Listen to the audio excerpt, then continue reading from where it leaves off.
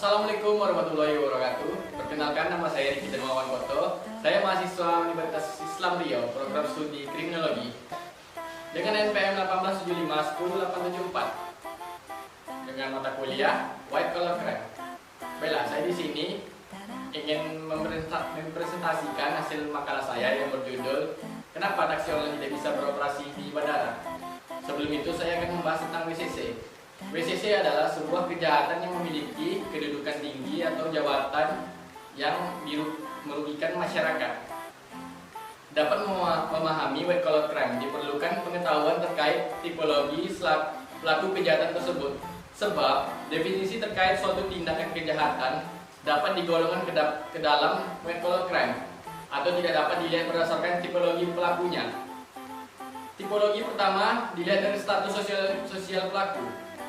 Apakah berasal dari status terhormat atau tidak? Status terhormat dalam hal ini merupakan suatu jabatan yang dimiliki pelaku dalam instansi, baik negara maupun swasta yang ia miliki. Selanjutnya, tipologi yang dapat dilihat adalah tindak kejahatan yang dilakukan memerlukan keahlian di bidang komputerasi atau tidak. Jika iya, maka kejahatan yang dilakukan dapat digolongkan sebagai WCC dalam lingkup cybercrime. Terakhir, tindak kejahatan yang dilakukan pelaku bertujuan untuk menggantung individu atau kelompok. Melalui ini dapat dilihat pola seleksi atau penggolongan dari kasus white collar crime yang terjadi. Baiklah, saya akan membahas tentang judul besarnya. Taksi online tidak bisa beroperasi di bandara. Kita semua tahu, awal terbentuknya taksi online ada beberapa bentrok antara taksi online dengan taksi konvensional. Karena taksi online harganya sangat terjangkau ketimbang taksi konvensional. Jadi, akibat itu taksi konvensional sangat ricuh mengincar para pengemudi taksi online dan juga mengupili taksi online di bandara dan di jalanan. Akibat dari situ sangat kacau dan ricuh sekali antara taksi konvensional sama taksi online. Kenapa taksi konvensional bisa masuk bandara? Dikarenakan taksi konvensional atau bandara di bawah naungan angkatan udara, makanya mereka berbuat sesukanya. Seharusnya mereka bersifat adil terhadap taksi online dan bersifat secara adil dan tidak secara kekerasan.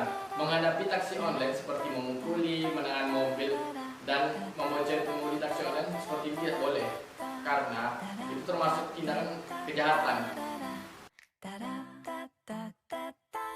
Solusi agar taksi online bisa beroperasi di bandara seperti di bawah ini. Transportasi online, pengaturan mengenai transportasi online atau transportasi berbasis aplikasi, kita dapat merujuk pada Peraturan Menteri Perhubungan Nomor PM 118 Tahun 2018 tentang penyelenggaraan angkutan sewa khusus.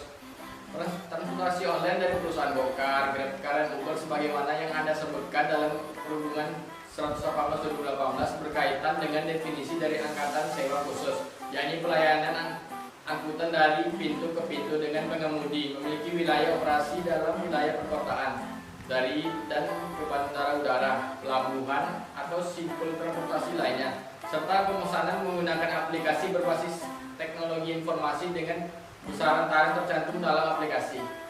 Syarat pelayanan angkutan sewa khusus.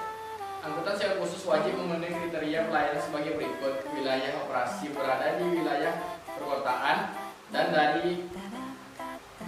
ke bandar udara, pelabuhan atau simpul transportasi lainnya.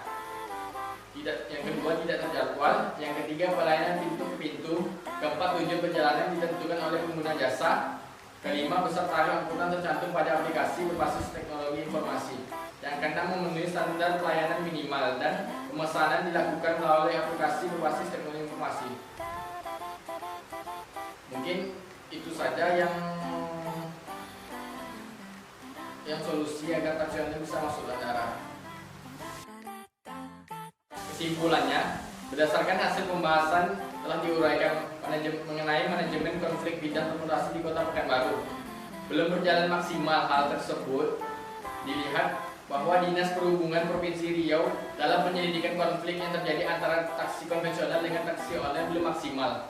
Hal ini dikarenakan masih ada angkutan online yang beroperasi meski belum memiliki izin sesuai dengan Perhub Nomor 108 Tahun 2017, sehingga pengguna taksi konvensional yang sudah memiliki izin merasa tidak mendapat keadilan dari pemerintah. Hal ini adalah menjadi penyebab utama terjadi konflik antara taksi konvensional dengan taksi online.